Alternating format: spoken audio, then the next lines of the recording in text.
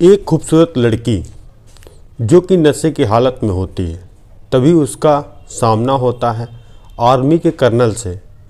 और वह आर्मी के कर्नल को देखकर कहती है कि मैं आपके साथ फिजिकल रिलेशनशिप बनाना चाहती हूँ। और वह अपने एक एक करके कपड़े उतारना शुरू कर देती है। और जब कपड़े उतार देती है तभी वहाँ पर एक होता है कत्ल, क्योंकि आर्मी का जो अफसर था उसने संबंध बनाने से मना कर दिया था। और जब वहाँ पर एक कत्ल होता है तो वहीं पर एक व्यक्ति उसकी लाश को वहीं झाड़ियों में छुपाकर वहाँ से फरार हो जाता है। और वह यही सोचता है कि मैं कभी अब पकड़ा नहीं जाऊँगा, पुलिस मेरे तक पहुँच नहीं पाएगी। मगर जब पुलिस इस घटना का खुलासा करती है, एक सच ऐसा निकलकर सामने आता है जो वाकई में हैरान कर देने वाला था। आखिर वहाँ पर किसका कत्ल हुआ और क्यों हुआ, ऐसा क्या वजह थी जो कत्ल करने की नौबत आई। आप भी यह कहानी सुनकर हैरान और परेशान हो जाएंगे। नमस्कार, मेरा नाम रवि है और रवि क्राइम स्टोरी में आप सभी लोगों का स्वागत है। ज़्यादा से ज़्यादा कहानी या सुने और अंत तक ज़रूर जुड़े रहें और अपने जो जानने वाले उन तक शेयर भी करें, क्योंकि यह जो घटना इस कहानी में घटी है यह आप लोगों के साथ ऐसी ना घटे। यह सच्ची घटना चालू होती है 10 सितंबर 2023 की घटना है। यह उत्तराखंड का एक ज़िला है देहरादून। देहरादून के पास एक थाना है जो थाने का नाम है रायपुर थाना। उसी के अंतर्गत एक गांव आता है जिसका नाम है सोडा सरोली गांव। उसी के पास थोड़ा सा आगे एक जंगल है। 10 सितंबर 2023 की सुबह 7 बजे जो कि जंगल की वो रास्ता था जहां से कुछ गांव की युवक या व्यक्ति गुजर रहे थे, तभी उनको एक लड़की की लाश सड़क किनारे दिखाई देती है। जैसे ही वह लाश दिखती है तो वहाँ पर सब इकट्ठा हो जाते हैं और सब व्यक्तियों में हलचल मच जाती है। आखिर ये लड़की कहाँ की रहने वाली है और इस लड़की का कत्ल क्यों किया गया। तभी उसी गांव के प्रधान को बुलाया जाता है। प्रधान भी मौका वारदात तक पहुँचते हैं। पहुँचने के बाद फिर जो वहाँ रायपुर थाना पड़ता है, वहाँ पे प्रधान इस लड़की की सूचना देते हैं कि साहब यहाँ पर एक लड़की की लाश है जो कि सड़क किनारे पड़ी है। अब रायपुर की पुलिस पूरे दल बल के साथ वहाँ पहुँचती है और लड़की के पास जब देखती है जो मृत अवस्था में थी। अब जैसे ही यह बात पुलिस के ऊपर अफसरों को पता चली, मानो पूरा हड़कंप मच गया कि एक 27-28 साल की लड़की का कत्ल आखिर क्यों हुआ और क्या वजह थी। अब पुलिस वाले उस लड़की की शिनाख्त के लिए पूछताछ करते हैं उस व्यक्तियों से जो वहाँ पे खड़े थे, मगर उनको वहाँ पे कोई सफलता नहीं प्राप्त होती है। और लाश के पास थोड़ा सा देखते हैं कि उनको वहाँ पे एक टॉयलेट क्लीनर मिलता है, जो कि लाश जो थी उसका चेहरा पहचान पाना मुश्किल था, क्योंकि उसका चेहरा पहचान में नहीं आ रहा था। और पुलिस वाले देखते हैं कि उसने कपड़े भी अच्छे ब्रांड के पहने हैं, क्योंकि यह अच्छी फैमिली से ताल्लुकात इस लड़की के हैं। अब पुलिस वाले अपनी जो टीमें थी वहाँ पे जो डॉग स्पॉट हुआ और फोरेंसिक टीम थी उनको बुलाते हैं। जो वहाँ पे सबूत थे उनको जुटाए जाते हैं। जुटाने के साथ साथ अब यह मामला पहुँचता है जो वहाँ के एसपी थे, उनका नाम था दिलीप सिंह। जब उनको इस कत्ल के बारे में जानकारी हुई तो उन्होंने पुलिस की 4 टीमें गठित की।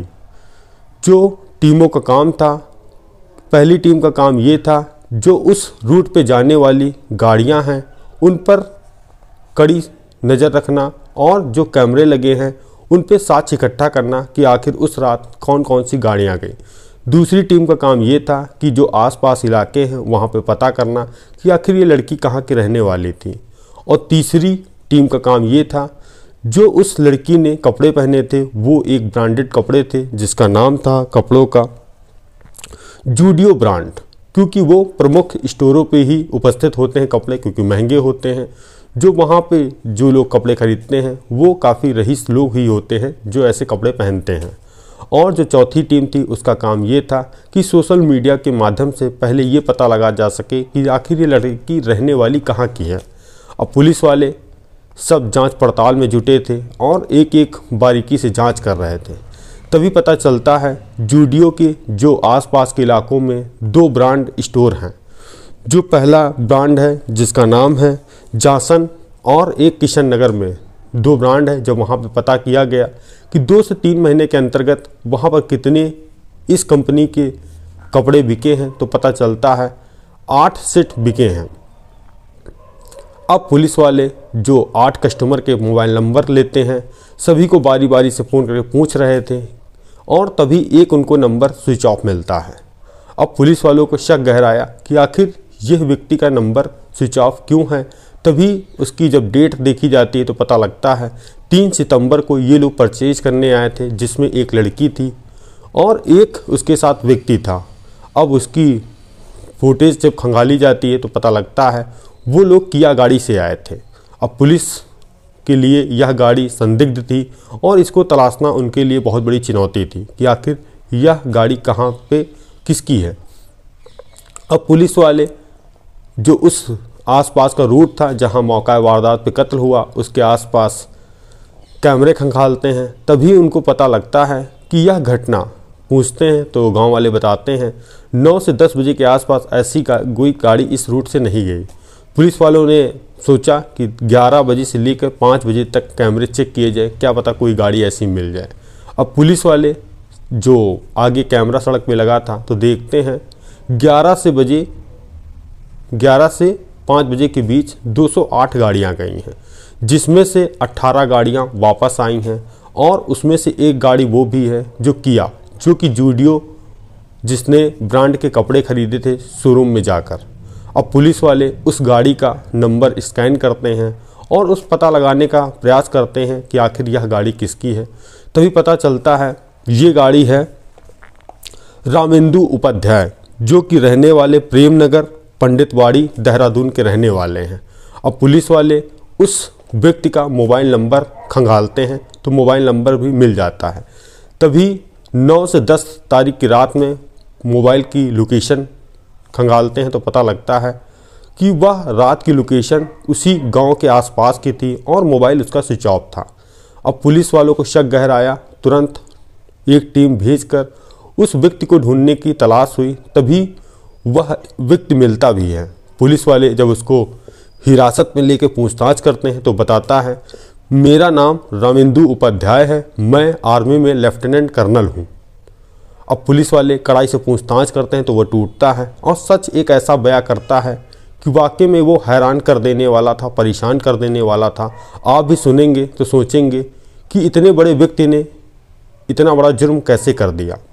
तभी रामेंदु उपाध्याय बताते हैं साल 2020 की बात है, मेरा ट्रांसफ़र हुआ था पश्चिम बंगाल का सिलीगुड़ी इलाके में, जो कि मैं अपना कार्य, जो कि अपनी ड्यूटी थी, बहुत अच्छी तरीके से कर रहा था और जो मेरा एक रेस्ट या मेरा वीक ऑफ होता था तो मैं उसमें घूमने के लिए निकल जाता था, क्योंकि जो मेरी फैमिली थी वो देहरादून में रहती थी और मैं वहाँ सिलीगुड़ी में अकेले था।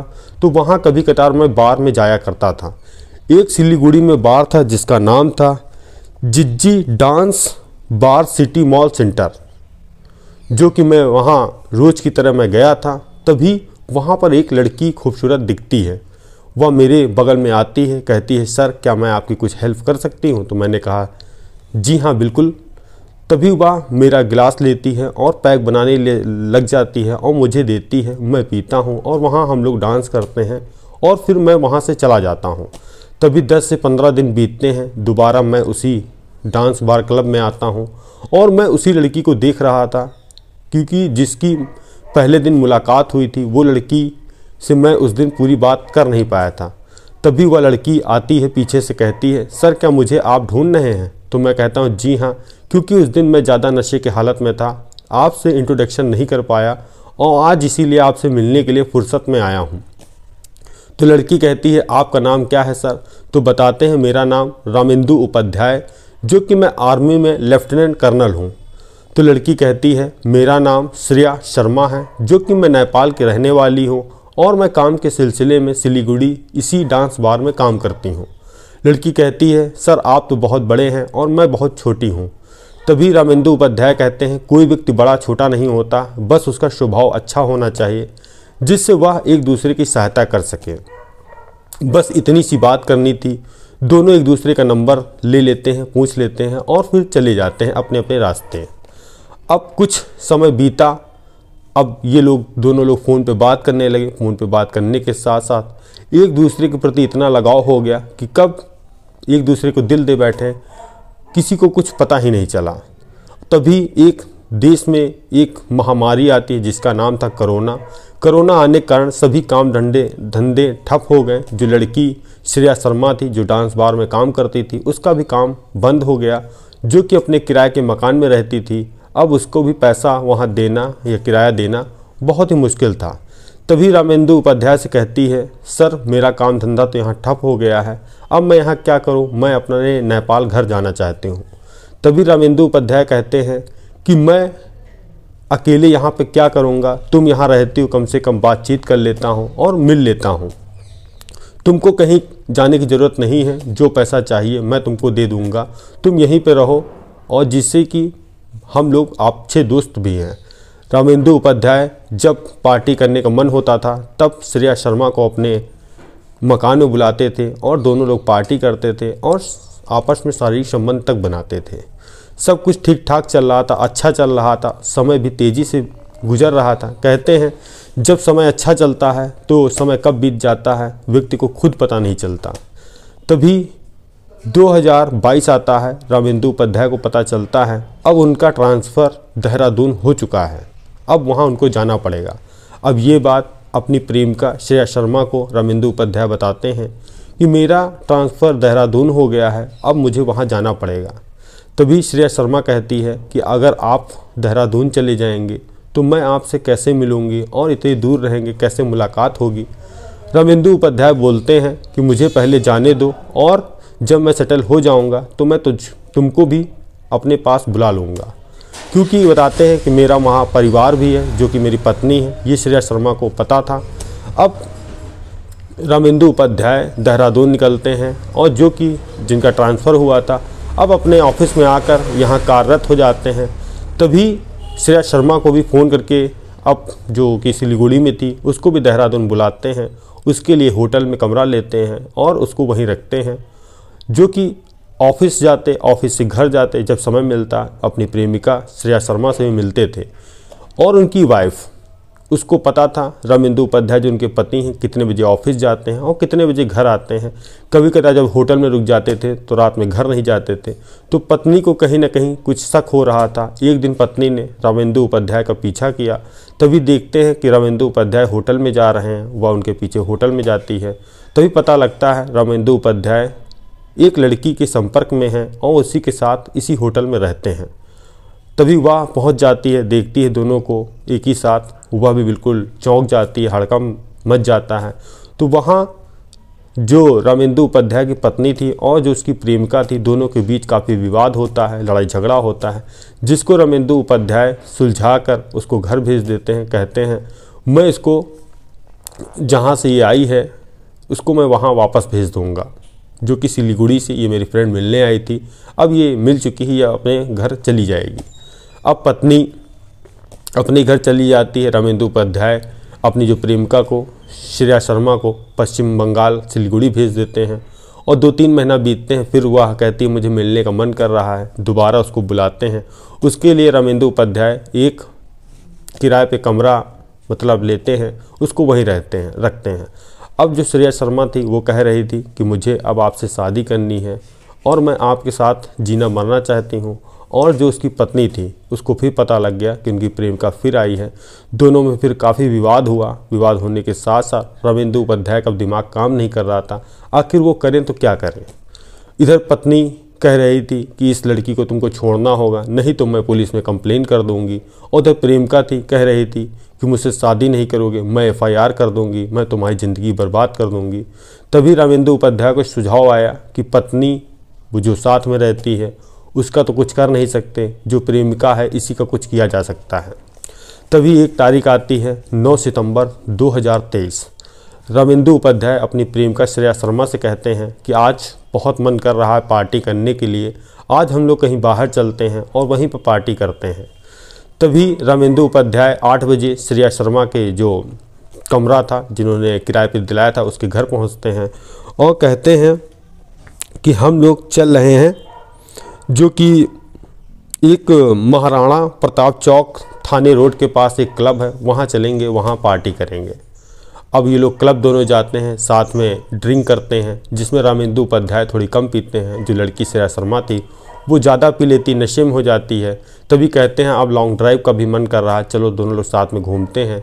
तो ये लोग महाराणा प्रताप की ओर गाड़ी लेकर निकलते हैं, सुनसान उधर जंगलों की ओर जाते हैं, गाड़ी वहाँ खड़ी करते हैं। तभी श्रेया शर्मा कहती हैं कि मुझे तुम्हारे साथ रिलेशनशिप बनाना है, फिजिकल होना है, और अपने बारी बारी से कपड़े उतारने लगती है।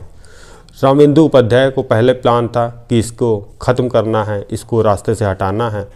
तभी वह गाड़ी खोलकर नीचे उतरते हैं और पीछे से हथौड़ा निकालते हैं और उस लड़की के ऊपर 6 से 7 वार करते हैं, जिसके कारण उसकी मौत हो जाती है। फिर पीछे टॉयलेट क्लीनर निकालते हैं, उसके चेहरे पर डाल देते हैं, जो कि उसका चेहरा अब पहचानने लायक भी नहीं बचा था। और उसकी लाश को झाड़ियों के पास छोड़कर वह अपनी गाड़ी लेकर और जो उसके सामान थे, आधार कार्ड था, मोबाइल था, वह लेकर वह व्यक्ति फरार हो जाता है। फरार होने के साथ साथ अपनी पत्नी के पास जाता है, कहता है जो मेरी दोस्त थी जिसके पीछे हम लोग लड़ाई झगड़ा कर रहे थे, वह अब अपने घर हमेशा के लिए जा चुकी है, उससे मैंने सारे रिश्ते नाते तोड़ दिए हैं, अब कभी हमारी ज़िंदगी में वह दोबारा लौट कर नहीं आएगी। जैसे ही यह पुलिस वालों ने पूरी घटना सुनी, उनके पैरों तले ज़मीन खसक गई कि आर्मी का एक कर्नल अफसर एक ऐसा इतना बड़ा कांड कर सकता है। अब पुलिस ने उसके खिलाफ संगीन धाराओं में केस दर्ज करके उसको जेल भेज दिया। एक गलती से वो कर्नल पकड़ा गया, पुलिस के हत्थे चढ़ गया। आई होप अगर आप लोगों को कहानी अच्छी लगी हो तो चैनल पे जाके सब्सक्राइब, बेल आइकन जरूर दबाएं। मिलते हैं नेक्स्ट कहानी में। जय हिंद, जय भारत।